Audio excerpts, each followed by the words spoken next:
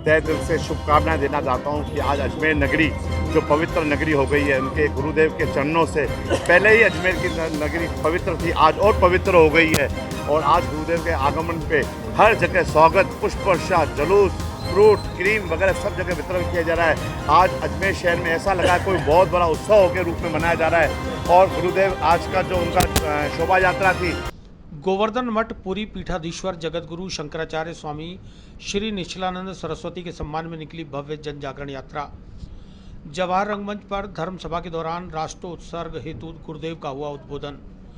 श्री गोवर्धन मठ पुरी पीठाधीश्वर जगतगुरु शंकराचार्य स्वामी श्री निश्चलानंद सरस्वती जी ने अपने अजमेर प्रवास के दौरान जवाहर रंगमंच पर धर्म सभा के दौरान राष्ट्रीय चिंतन और संगोष्ठी के आयोजन के बीच गुरुदेव श्री ने राष्ट्र उत्सर्ग पर उद्बोधन दिया, जिसमें वर्तमान परिस्थितियों में धर्म की व्याख्या एवं धर्म मार्ग पर चलने के लिए मार्गदर्शन दिया गया। ये सबके पूर्वज सनातनी वैदिक आर्य हिंदू थे। मैं लाठी गोली बम बारूद के बल पर नहीं, स्वस्थ विचारधारा के बल पर ये कहता हूँ। मोहम्मद साहब के पूर्वज कौन थे, ईसा मसीह के पूर्वज कौन थे, सबके पूर्वज का नाम सनातनी वैदिक आर्य हिंदू। साथ ही साथ इस रॉकेट, कंप्यूटर, एटम, मोबाइल के युग में भी सनातन सिद्धांत जो हमारा है वो न केवल दार्शनिक अपितु वैज्ञानिक और व्यावहारिक धरातल पर भी सर्वोत्कृष्ट है। उसके सामने कोई खड़ा नहीं हो सकता।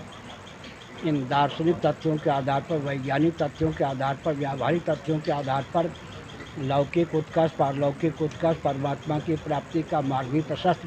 तीन योग्यताओं के बल पर मैं कहता हूँ हिंदू राष्ट्र होना चाहिए, बल्कि एशिया महाद्वीप को हिंदू महाद्वीप के रूप में घोषित करना चाहिए। ना कोई करे तो हम लोग तैयार हैं, प्रयत्नशील कर हैं ही। पर्टिकुलर जाति को लेकर आपस में एक विशेष संप्रदाय को लेकर एक दूसरे को अपने आप में तनाव फील कर रहे हैं। ऐसा है कि देशभक्त जो भी हैं भारत में, वो तो तनाव उत्पन्न नहीं कर सकते। एक मैं संकेत करूं, अंग्रेज़ों ने शासन किया, मुग़लों ने शासन किया, उस समय जो देशभक्त थे वो देशद्रोही गिने जाते थे। क्या सचमुच में जो देशभक्त थे वो देशद्रोही गिने जाते थे, दंड भी मिलता था। सचमुच में देशभक्त को देशद्रोही न माना जाए, और जो सचमुच में देशद्रोही निवास कर रहे हैं उनका नियंत्रण तो हो ही, क्योंकि भारत का विभाजन अदूरदर्शितापूर्ण हुआ। विभाजन के बाद के भारत को जिस ढंग से ख्यापित किया गया वो भी अदूरदर्शितापूर्ण। कोई भी, किसी के भी पूर्वज हों, कोई दिव्यता स्थापित करते हैं तो बेटे पोते लाभ उठाते हैं। कोई अगर ऐसा कांड रच जाते हैं तो बेटे पोते को उस कांड पर पानी फेरने में समय लगता है। इसी प्रकार पहले जो विसंगति हुई, अदूरदर्शिता का परिचय दिया गया, उसका वारण करना आवश्यक है, लेकिन सामान्य नहीं है, बहुत कठिन भी है। विभाजन के बाद के भारत को भी विभक्त होने का मार्ग दे दिया गया। समझ गए ना संकेत। घर से तो कोई युवक होके या युवती होके जन्म नहीं लेता है।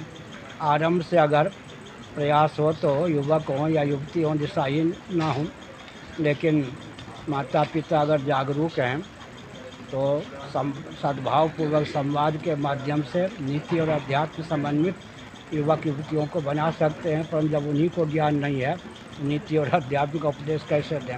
जिन महानुभावों को नीति अध्यात्म का ज्ञान है, उनके संपर्क में अगर उनके माता पिता या युवक युवती स्वयं आवें तो उनको प्रेरणा मिल सकती है। मर्यादा की सीमा में कोई भी लाभ उठाकर नीति और अध्यात्म का ज्ञान प्राप्त कर सकता है, अपने जीवन को उन्नत कर ही सकता है। सर, ये जो हिंदुओं के जो मंदिर हैं उन पर सरकारी नियंत्रण को लेकर भी आपने कहा। सुनिए, उत्तराखंड ने तो मेरी बात तीसरे ही दिन मान ली।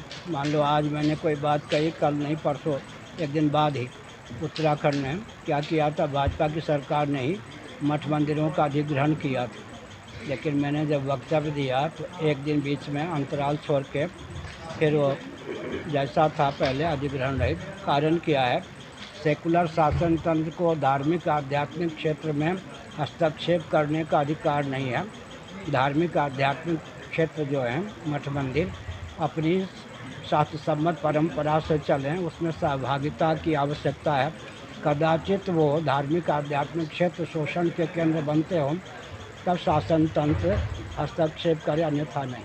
को लेकर विवाद था। तेजो महालय जयपुर नरेश के यहाँ पूरे कागजात थे। तेजो महल है, शास्त्र में उसका नाम है ताजमहल नहीं। ताजमहल का मौलिक नाम है तेजो महल है। तेजो महल है माने शिवालय। ताजमहल के नाम पर जो कब्र आदि की गाथा है, इतिहास से बिल्कुल कृत्रिम इतिहास, उसका नाम था तेजो महल है। समझ गए? तेजो महल है था, वो हमारी कृति थी, अद्भुत कृति थी। उसको किसी और रूप में परिणत किया गया, वो ऐतिह्य तथ्य नहीं है, वो बर्बरता का द्योतक है। तेजो महल के रूप में ताजमहल का उद्भाषण उचित है, स्वतंत्र भारत में होना ही चाहिए, लेकिन सद्भावपूर्वक संवाद के माध्यम से जितना काम बने उतना अच्छा है। इससे पूर्व बुधवार शाम 5 बजे मदार गेट चौराहे से भव्य जन जागरण यात्रा और वाहन रैली प्रारंभ हुई, जो मदार गेट से प्रारंभ होकर गांधी भवन चौराहा, चूड़ी बाजार, नया बाजार, आगरा गेट, नसिया जी, महावीर सर्किल, बजरंगगढ़ चौराहा होते हुए जवाहर रंगमंच पहुंची। रैली में करीबन 300 महिलाएं सिर पर भगवा साफा पहने हुए थी, तो वहीं पुरुष वर्ग वाहनों पर भगवा ध्वज फहराए हुए वाहन रैली के रूप में चल रहे थे। इस दौरान नगर के विभिन्न स्थानों पर अलग अलग संगठनों द्वारा पुष्प वर्षा और ठंडे पेय पदार्थ पिलाकर जन जागरण यात्रा का भव्य स्वागत किया गया। जगतगुरु शंकराचार्य स्वामी निश्चलानंद सरस्वती की राष्ट्रोत्सर्ग अभियान यात्रा के तहत शाम 5 बजे निकली जन जागरण यात्रा विभिन्न मार्गों से होती हुई जवाहर रंगमंच पहुंची, जहां जगत गुरु शंकराचार्य स्वामी निश्चलानंद सरस्वती ने हिंदू राष्ट्र संगोष्ठी व राष्ट्र चिंतन विषय पर धर्म सभा को संबोधित किया। इस अवसर पर कार्यक्रम संयोजक डॉक्टर ज्योत्सना रंगा, कालीचरण दास खंडेलवाल, डॉक्टर राजेंद्र खत्री, उमेश गर्ग, हरीश हेमेंद्र गर्ग, अमृत अग्रवाल, कंवल प्रकाश कृष्णानी, सतीश बंसल, भारती श्रीवास्तव, नरेंद्र तूनवाल, अमित भंसाली, नितिन शर्मा, अमर सिंह पंवार सहित बड़ी संख्या में धर्म प्रेमी बंधु मौजूद रहे। आज हम लोग यहाँ मदार गेट से श्याम बाबा मंदिर से भगवा में शोभा यात्रा निकाल रहे हैं। हमारे 2015 में जब हमारे निश्चलानंद जी महाराज आए थे, जो कि अपने जगन्नाथपुरी से मठ से हैं, और आज वो यहाँ पर अजमेर में आए। सभी लोग भगवा में महिलाएं उनकी शोभा यात्रा के साथ स्वागत करते हुए यहाँ से निकलेंगी और ये जवाहर रंगमंच तक रैली जाएगी। क्या उद्देश्य है? ये वो अखंड भारत का उद्देश्य लेकर निकले, जिस तरह हिंदुत्व को जगाने के हिसाब से हिंदुत्व की भावना को आप लोगों में जागरूकता हो, उस चीज़ को लेकर, उस उद्देश्य को लेकर पूरा करने के लिए निकले। हम सब मातृशक्ति इसी उद्देश्य के साथ उनका स्वागत कर रहे हैं और यहाँ से हम लोग जवाहर रंगमंच तक जाएंगे। और मैं सभी मातृशक्ति को कहना चाहती हूँ, ये 250-300 महिलाएं से ऊपर है मातृशक्ति की, उसके अलावा पुरुष भी हमारे सभी लोग हैं। तो डॉक्टर रंगा जो हैं, ज्योत्सना जी, उन्होंने मुझे मातृशक्ति का जिम्मा दिया था कि मातृशक्ति को भगवा रैली में हम लोग यहाँ पर स्वागत के लिए एकत्रित करें, तो वो संदेश हिंदुत्व का देने के लिए हम लोग यहाँ एकत्रित हुए। भारती श्रीवास्तव। जय श्री राम।